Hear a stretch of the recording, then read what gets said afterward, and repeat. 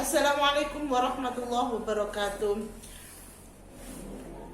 Alhamdulillahirrabbilalamin. Wassalatu wassalamu ala asrafil anbiya wal mursalin wa ala alihi wa sahbihi ajma'in, amma ba'd. Yang saya hormati Bapak Ketua STAI Miftahul Ula, seluruh dosen STAI Miftahul Ula yang saya hormati, serta para mahasiswa, terutama mahasiswa baru STAI Miftahul Ula yang saya banggakan. Kita akan membahas tentang organisasi di kemahasiswaan. Mahasiswa adalah para pelajar yang akan melaksanakan Tridharma perguruan tinggi.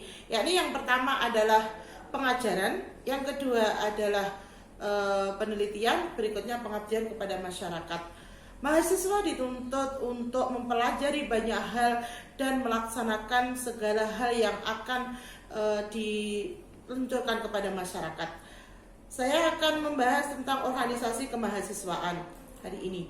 Organisasi kemahasiswaan merupakan wadah bagi mahasiswa untuk mengembangkan kapasitas kemahasiswaannya berupa aspirasi, kemudian gagasan positif dan kreativitas oleh mahasiswa. Artinya bahwa mahasiswa selain mempelajari akademik atau hal-hal keilmuan yang harus dikuasai, mahasiswa juga akan melaksanakan keorganisasian sebagai bekal dia akan terjun ke masyarakat nantinya.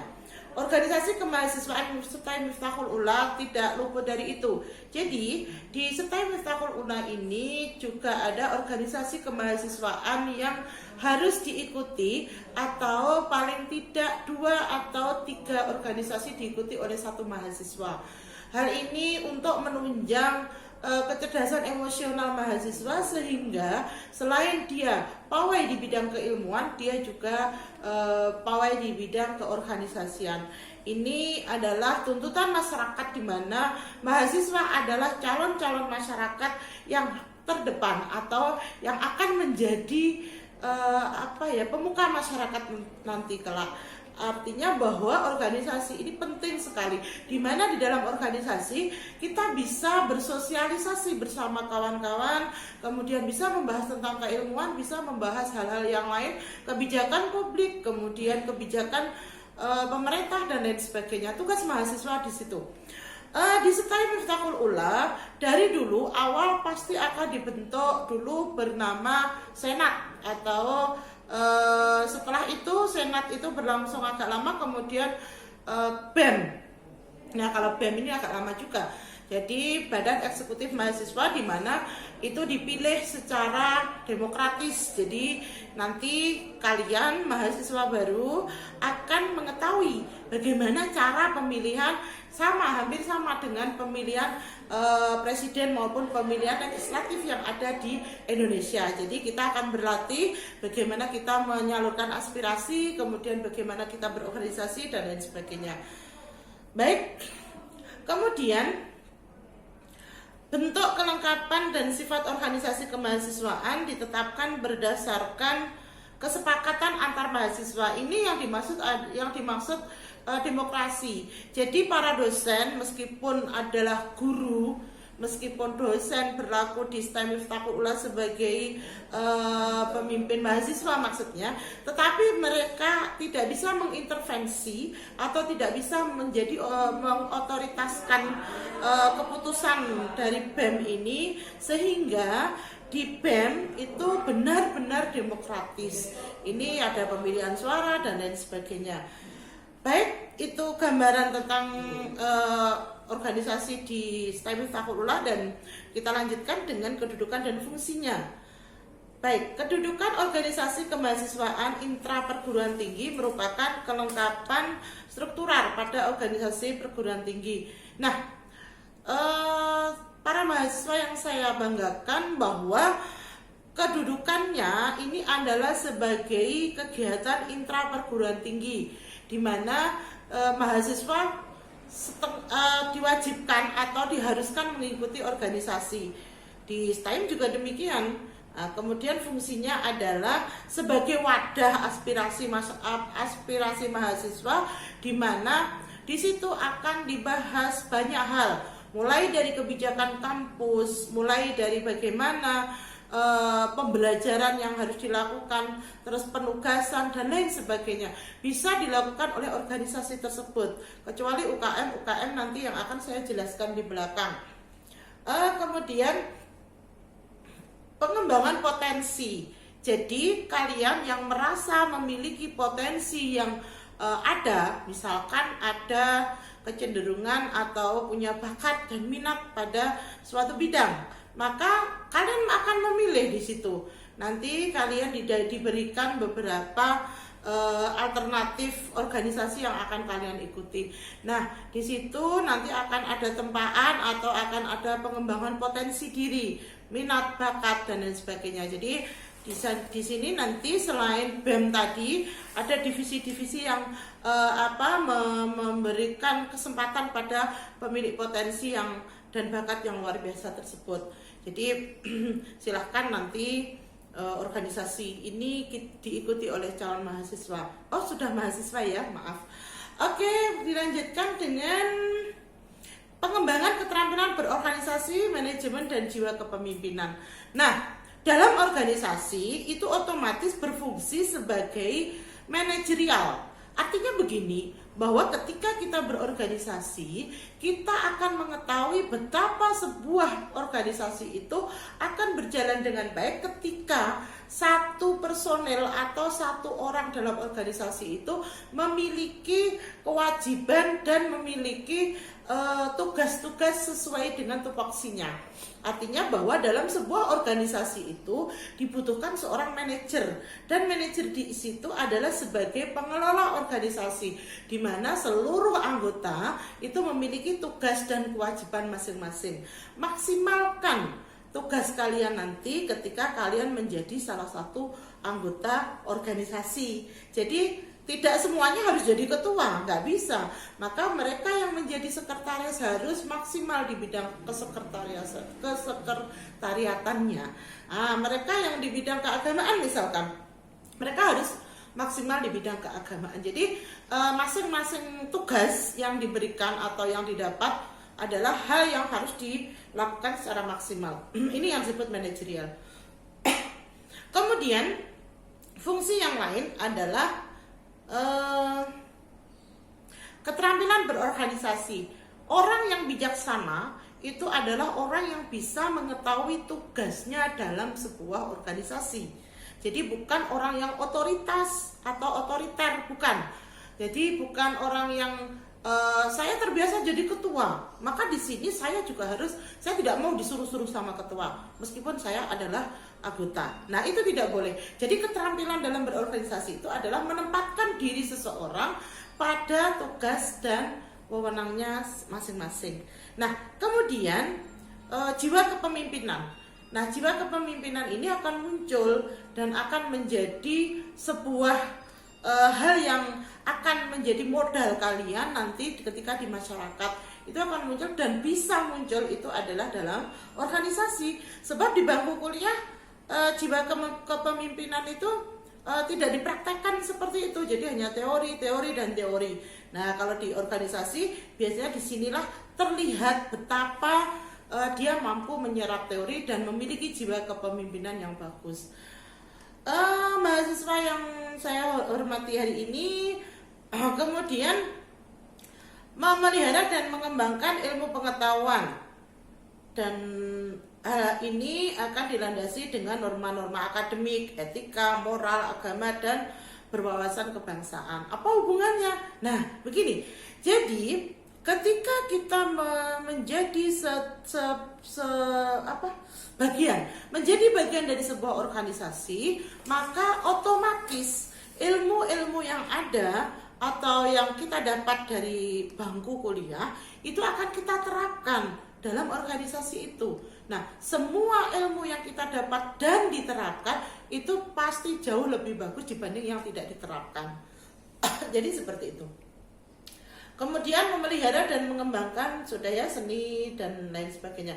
Kemudian menjunjung tinggi nilai-nilai moral dan nilai akademik. Orang yang suka berorganisasi dan lihai di organisasi, maka dia akan memiliki jiwa-jiwa yang tidak egois ya, dan tidak pesimis juga, karena mereka merasa banyak teman-teman yang akan membantu, kemudian punya keinginan yang tinggi, punya juga jiwa kompetitif yang bagus. Nah, ini sangat penting bagi mahasiswa, karena ketika jiwa yang seperti itu hilang, maka mahasiswa ini akan melempem, artinya dia tidak akan punya semangat apapun.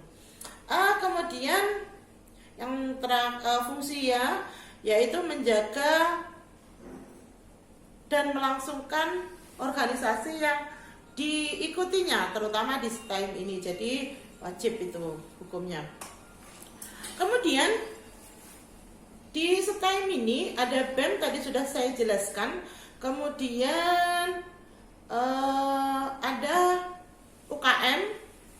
Kemudian yang paling banyak ya di sini ada unit UKM, itu unit kegiatan mahasiswa ya.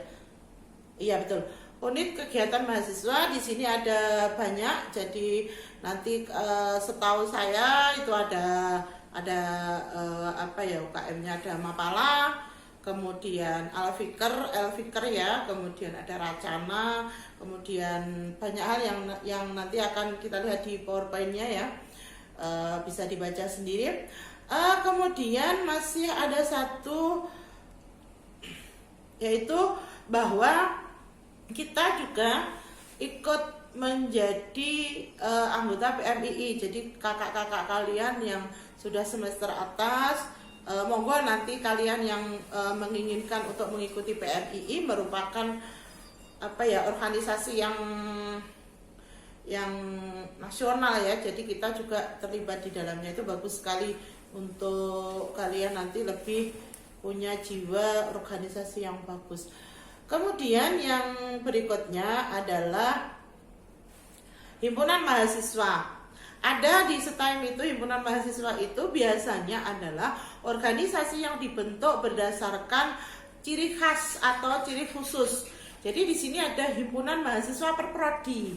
Kalian nanti bisa bersatu pada prodi kalian. Jadi ada himpunan mahasiswa PAI, Himaprodi, ada Himaprodi ya namanya, yaitu ada yang Himaprodi ya ES, Ekonomi Syariah, kemudian PGMI maupun PG PIAUD ya. Nah, itu nanti adalah di situ selain membahas atau selain organisasi itu bersatu untuk membahas tentang akademik atau tugas-tugas kuliah, kemudian hal-hal yang akan dilakukan di kampus dan lain sebagainya, juga mereka akan eksis di bidang-bidang yang lain. Jadi misalkan pada pengabdian kepada masyarakat, pada hal-hal yang mungkin akan dilakukan di luar atau tidak di kampus. Nah, kita juga memiliki baksos. Jadi baksos itu, bakti sosial juga yang paling mencolok itu yaitu dilakukan oleh teman-teman mahasiswa juga, sehingga kita nanti akan memiliki desa binaan. Nah, monggo nanti teman-teman yang mungkin sudah pernah tahu atau sudah berkeinginan untuk berorganisasi di sini, silahkan kalian bebas seluas-luasnya mengikuti organisasi ini. Ingat bahwa di sini kalian menimba ilmu, artinya mencari ilmu, apalagi sekarang daring. Kalau daring biasanya tugas dilakukan di rumah, kemudian semuanya bisa dilakukan dari rumah. Tetapi untuk organisasi ini biasanya memang kita harus hal-hal yang bisa dilakukan secara daring maupun secara luring. Jadi begitu. Baik para mahasiswa yang saya banggakan, mungkin hal-hal yang akan dilakukan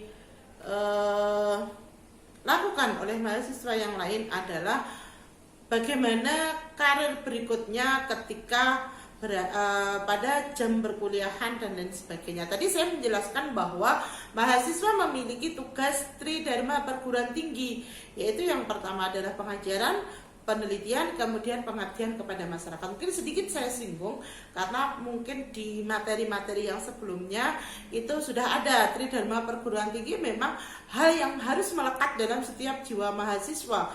Sebab mahasiswa harus memiliki keinginan untuk belajar.